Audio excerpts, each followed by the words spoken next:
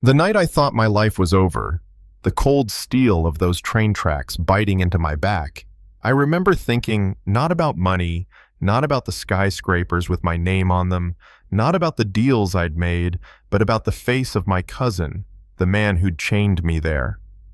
He didn't even flinch when the horn of that freight train screamed in the distance. He looked at me and said, "You should have stepped aside, Mason. The board belongs to me now."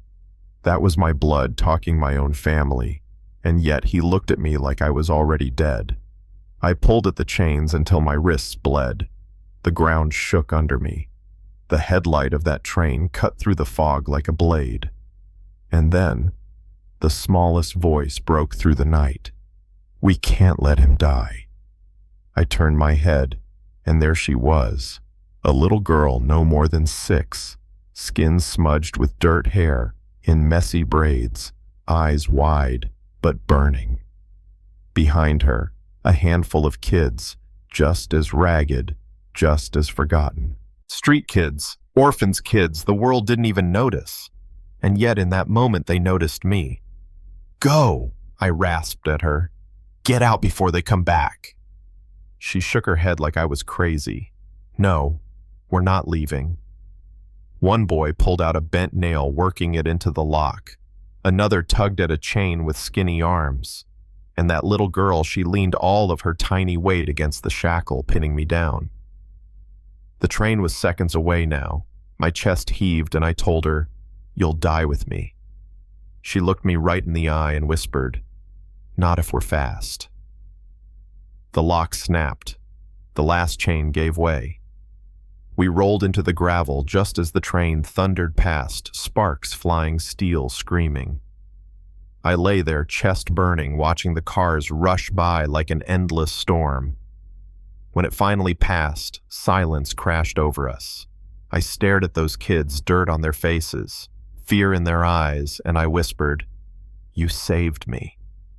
The little girl just shrugged and said, "No one else would." So we did. That was the first time in years I felt something other than pride or rage, gratitude. But survival was just the beginning. My cousin wasn't done. He wanted not only my company, but me erased completely. And all I had left besides a bruised body and shredded suit were these kids who'd risked everything for a man they didn't know. They should have run. But instead they followed me into the alleys, into the abandoned warehouse where I confessed who I was. Mason Holt, the billionaire who owned half the skyline. They stared at me like I was a ghost. One of the boys whistled, "You mean you're that Mason Holt?" I almost laughed, bitter and hollow. "Used to be," I said. We could have hidden, but the truth was simple. Unless I proved what my cousin had done, I was already a dead man walking. And so a crazy plan was born: sneak back into my own tower, crack open the safe, and pull out the evidence that would burn him to the ground. Insane, right? And yet those kids, Anna, Jamal, Denise, they grinned like it was just another bread heist. "Nobody looks at kids," Jamal said. "We're invisible." That night we slipped through the loading dock, climbed stair after stair, my lungs tearing with each step. On the 35th floor, I opened that safe, fingers trembling, heart pounding. And just when I thought we'd made it, his voice slid through the doorway like a knife. "My cousin, Leonard. You should have stayed dead." His men swarmed in weapons, flashing under their coats. I squared my shoulders, bleeding, broken, but standing. "Don't touch them," I growled, stepping between him and the children. Anna's little voice piped up fierce as fire. "You'll never have it. You're just a thief." For a split second, Leonard actually froze. A child had called him out, and in that silence we made our move. Lights cut glass, shattered, chaos everywhere. We fought like cornered wolves. Jamal bit a guard's arm. Denise hurled a chair, and somehow we escaped into the Chicago night with just one folder clutched to my chest. But Leonard wasn't finished. His men hunted us through alleys, across rooftops, into a parking garage where headlights bore down like predators. And then he took Anna, ripped her right out of my arms. I'll never forget her voice, tiny and shaking, shouting, "Don't give up," as they shoved her into an SUV. That sound broke something inside me and built something new. I swore right there I would burn this city to ashes before I let him keep her. The next night, under the floodlights of the old shipping yard, Leonard waited. Men with rifles ringed the lot, snow drifting down like ash. He held Anna by the arm, her face bruised but her eyes still blazing. He demanded the flash drive, the last proof I had. I held it up and said, "You want it? Come take it." He smirked. "You're surrounded," I told him. "And one move from you, this goes in the river. Then you lose everything." He signaled his men. Guns raised. And then one shot cracked from the shadows. My ally, Detective Ramirez, stepped out, pistol smoking.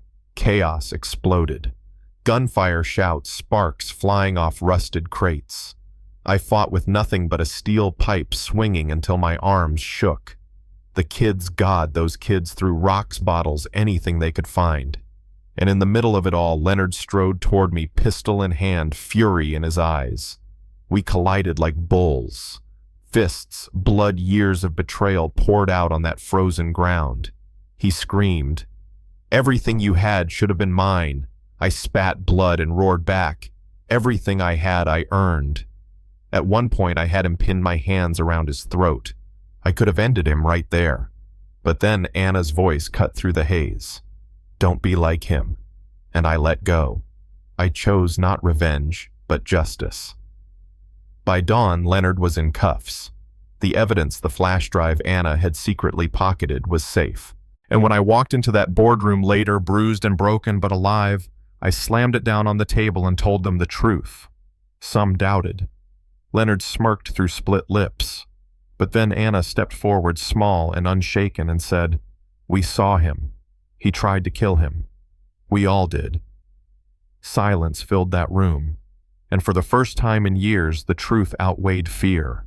The vote was cast. Leonard stripped me, reinstated. The empire was mine again. But here's the thing, I didn't care about glass towers anymore.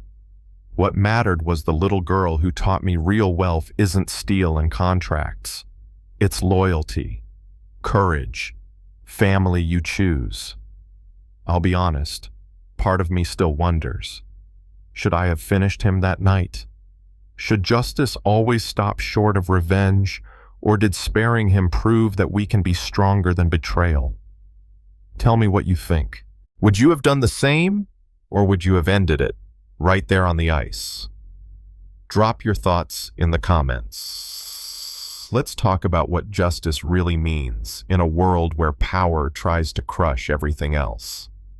And don't forget to like this video, subscribe, and share it with someone who still believes that even the smallest act of courage can change everything.